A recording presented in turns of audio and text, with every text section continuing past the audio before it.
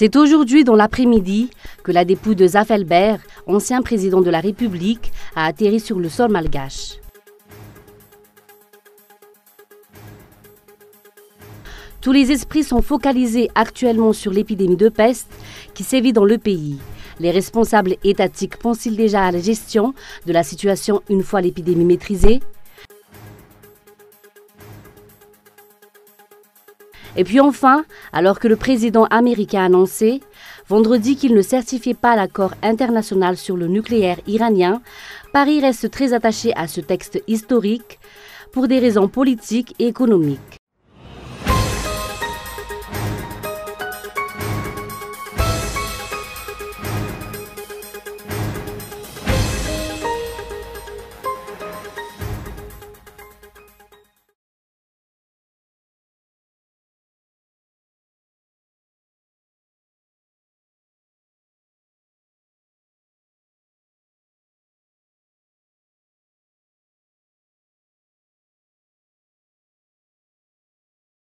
Bonsoir à tous et bienvenue dans ce journal. À la une de l'actualité, c'est aujourd'hui, dans l'après-midi, que la dépouille de Zafelber, ancien président de la République, a atterri sur le territoire malgache.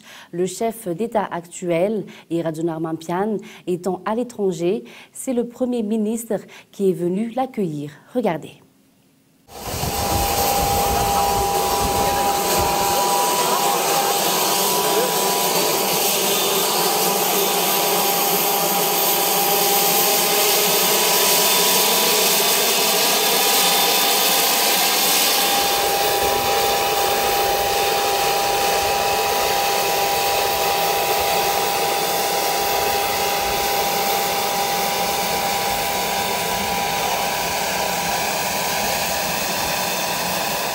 Les représentants de la famille ainsi que le Premier ministre ont été présents pour honorer l'arrivée de la dépouille de l'ancien président. Il est à préciser que le Premier ministre est venu en son propre nom et également en tant que représentant du président de la République. Ce dernier qui se trouve en ce moment hors du territoire malgache. L'ancien président, Didier Ratsirk, ainsi que d'autres hautes personnalités civiles et membres du corps militaire sont venus également accueillir la dépouille de l'ancien président.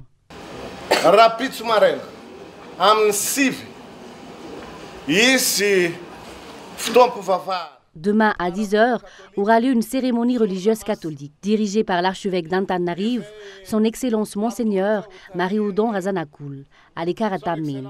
À la suite de cela, la dépouille de l'ancien chef d'État sera transportée au gymnase couvert de Mamasn, où tout le monde pourra lui rendre hommage. Lundi à 11h, cérémonie religieuse œcuménique est prévue. Le corps sera ensuite transporté dans la grande ville d'Abilbé, puis vers Betsik afin de l'enterrer dans le tombeau familial le samedi 21 octobre.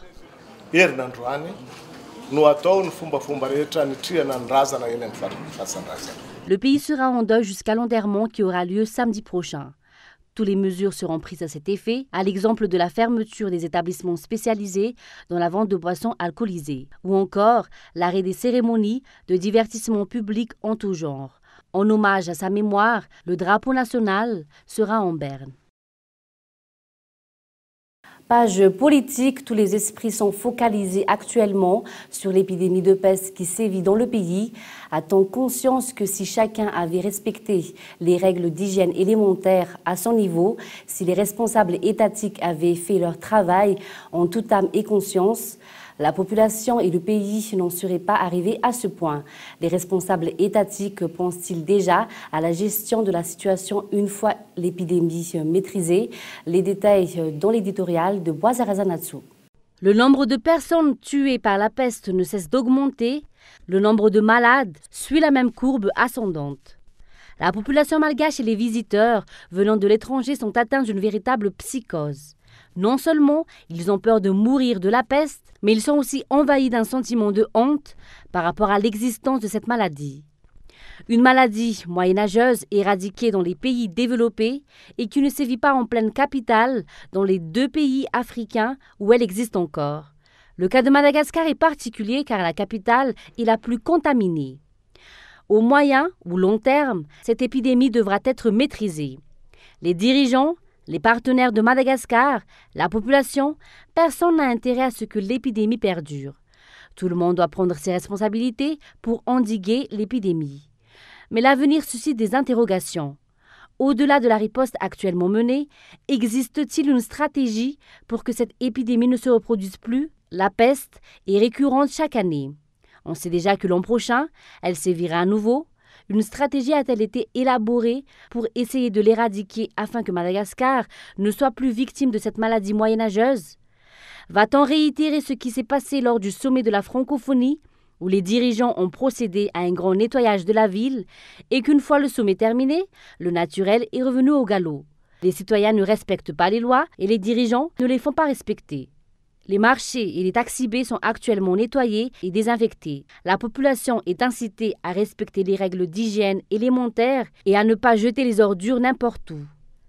Le directeur général de la SAMVA a été limogé, et une fois la période pesteuse passée, comment se comporteront la population et les dirigeants? Vont-ils retomber dans le laxisme qui leur est quotidien? Chacun va-t-il se complaire à nouveau dans sa médiocrité, dans le laisser-aller, dans sa crasse? Et puis toujours dans ce contexte, une semaine de plus pour la population malgache d'affronter l'épidémie de peste. Le bilan de la peste s'alourdit dans les 35 districts. Selon le dernier bilan diffusé par le BNGRC, on compte 561 cas de peste, dont 415 pestes pulmonaires, 145 pestes buboniques et un cas non précisé affecté par l'épidémie de peste. Et enfin, 10,2% taux de décès par rapport au nombre total des cas notifiés. Et puis passons à un tout autre sujet. Le sujet de la révision de la Constitution continue à alimenter le débat, mais les avis convergent dans le sens où il appartient aux successeurs de l'actuel locataire Diavelou de procéder à cette révision. Michela Ranardzon. Si les dirigeants respectent la Constitution, l'élection présidentielle devrait avoir lieu entre le 24 novembre et le 24 décembre 2018.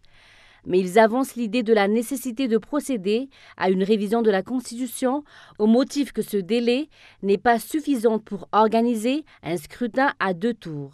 D'après Tabir Randiamanantsu, cette volonté de procéder à une retouche de la loi fondamentale n'est pas motivée pour la défense de l'intérêt général. Il y a Anguille Souroche. La révision de la Constitution doit faire l'objet d'un débat national. Le fait de balancer un changement de cette manière risque d'engendrer de nombreux désaccords. Si le gouvernement ne fait pas attention à ses actions dès le moment de la mise en place de ce référendum constitutionnel, les problèmes vont survenir jusqu'au présidentiel. Il faut qu'il fasse attention. Il appartient donc aux successeurs du président de la République de procéder à la révision de la Constitution si nécessaire et si les conditions sont réunies. Plusieurs questions reviennent en boucle dans l'esprit de tout un chacun. Pourquoi les dirigeants veulent réviser la Constitution une année avant l'expiration de son mandat? Dans quel but? Pour quel intérêt? Et puis le respect et l'application des décisions de justice figurent parmi les critères d'un état de droit, ce qui est loin d'être le cas pour Madagascar. D'après un syndicaliste d'Air Madagascar, le mouvement qu'ils ont débuté se poursuivra jusqu'à ce que le régime actuel respecte et applique une décision de justice qui leur concerne. Youn Nassen. Le cas des employés d'Air Madagascar licenciés abusivement et qui ont obtenu gain de cause devant la justice demeure toujours incertain jusqu'à présent. Les dirigeants ne consentent pas à appliquer une décision de justice prise au nom du peuple malgache. Une preuve flagrante que Madagascar n'est pas un état de droit.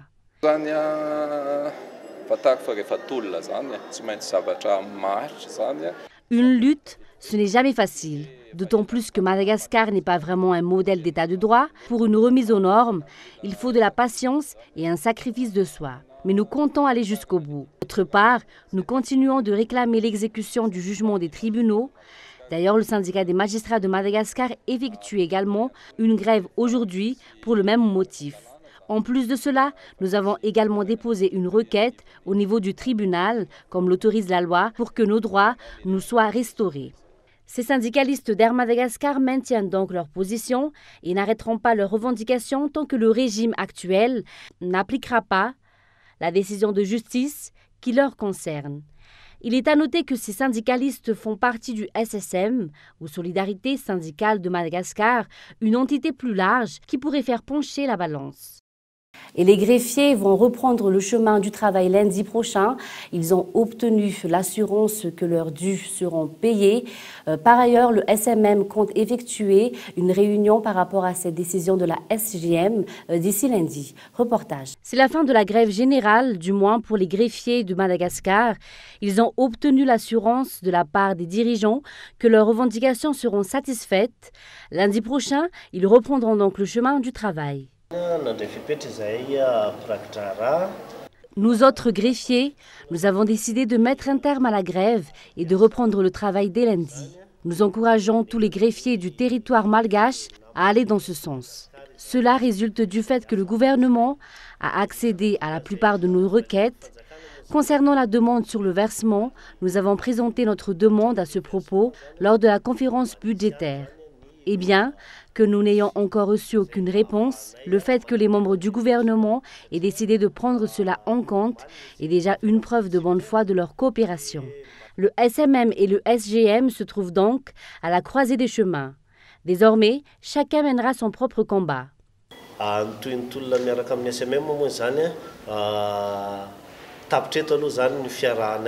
Pour ce qui est de la suite de notre lutte en compagnie de la SMM, nous avons décidé que nos routes allaient se séparer.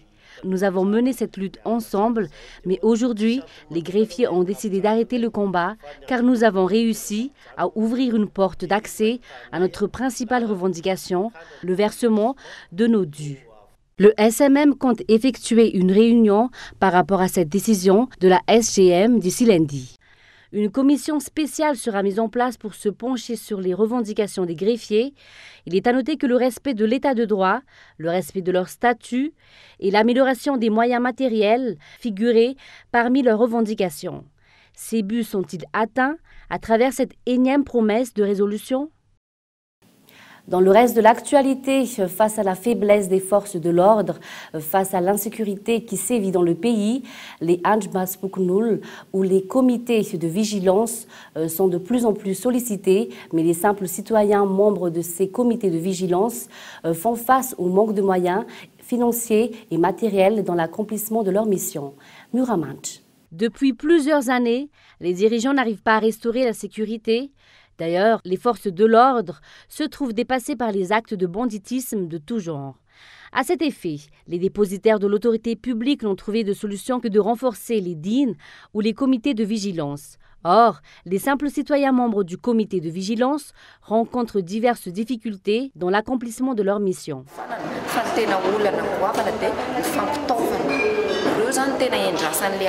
Le problème principal, c'est l'équipement. Une protection et des équipements adéquats, voilà ce dont les responsables ont réellement besoin. Je ne veux pas dire par là qu'une information est inutile. Bien au contraire, d'ailleurs, nous remercions les responsables concernés. Cependant, nous attendons des équipements et une protection. Sur le plan des équipements, on peut citer en premier lieu l'assurance. Pour le chef du Vuktan, les membres du comité de vigilance, le quartier mobile et la commission paix. On parle également des uniformes et d'une coopération avec les entités de l'État. Car pour les responsables, au niveau national, afin de finaliser les détails qui nous permettent d'avancer, comme le fait de travailler avec les forces de l'ordre, nous avons besoin de budget. Et jusqu'à ce jour, ce budget qui permet au Bureau national d'agir est encore flou.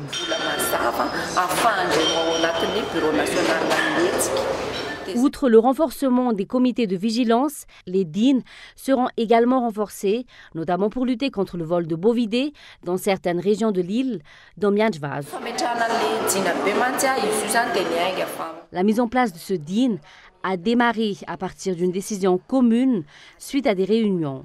Il y a eu des débats à ce sujet, suivis d'une homologation au niveau du tribunal pour lui donner force exécutoire. Pour la population de Mianjvaz, on considère que la mise en place de ce DIN contribuera à diminuer le taux d'insécurité et de vol de zébus.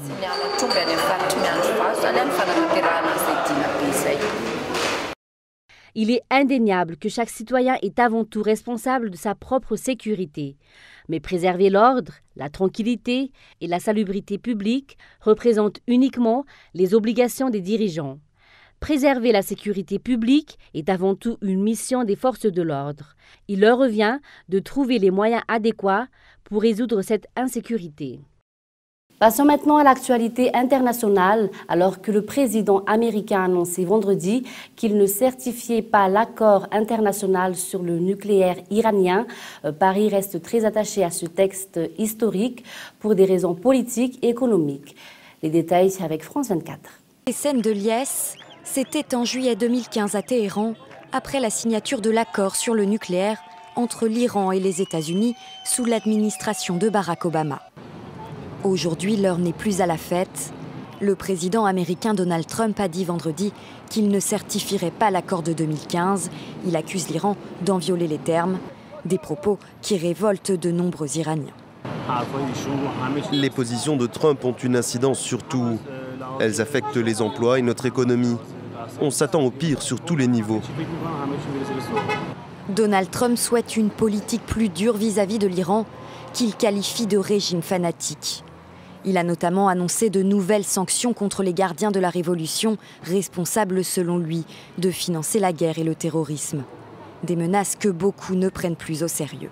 Je ne suis pas inquiet parce que je pense que tout cela, c'est du bluff politique. Le gouvernement américain n'était pas le seul à signer cet accord. Les pays européens l'ont également signé et ces derniers soutiennent l'Iran.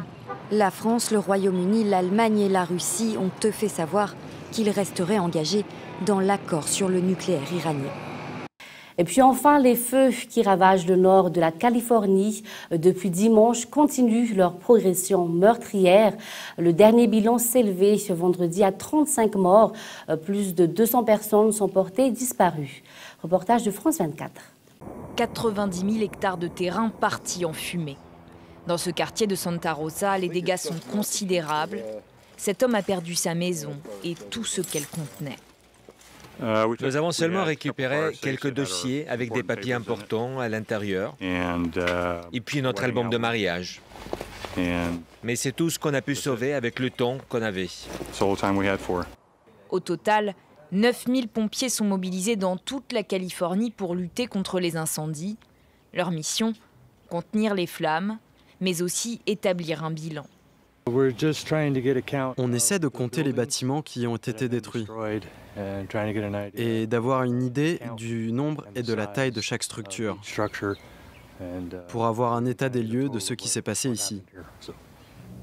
Quelques kilomètres plus loin, certaines parcelles ont été épargnées, comme les pieds de vigne de cet exploitant viticole. Mais l'incendie, passé tout près, a emporté l'intégralité de ces cuves. Les vendanges étaient presque terminées, tous nos raisins étaient là. On a perdu l'intégralité du cru 2017. On n'avait pas encore mis en bouteille les rouges. Je dirais qu'on a perdu entre 7005 et 8000 caisses de vin. Près de 6000 maisons et commerces ont été réduits en cendres en moins d'une semaine. Le bilan humain est également très lourd. Plusieurs dizaines de personnes sont mortes, blessées ou portées disparues. Un bref rappel des titres pour clore ce journal. C'est aujourd'hui dans l'après-midi que la dépouille de Zaffelberg, ancien président de la République, a atterri sur le sol malgache. Et puis tous les esprits sont focalisés actuellement sur l'épidémie de peste qui sévit dans le pays. Les responsables étatiques pensent-ils déjà à la gestion de la situation une fois l'épidémie maîtrisée? Et puis enfin, alors que le président américain a annoncé vendredi qu'il ne certifiait pas l'accord international sur le nucléaire iranien, Paris reste très attaché à ce texte historique pour des raisons politiques et économiques. Et c'est la fin de ce journal. Merci de votre fidélité. Bonne soirée à tous sur Cool TV et au revoir.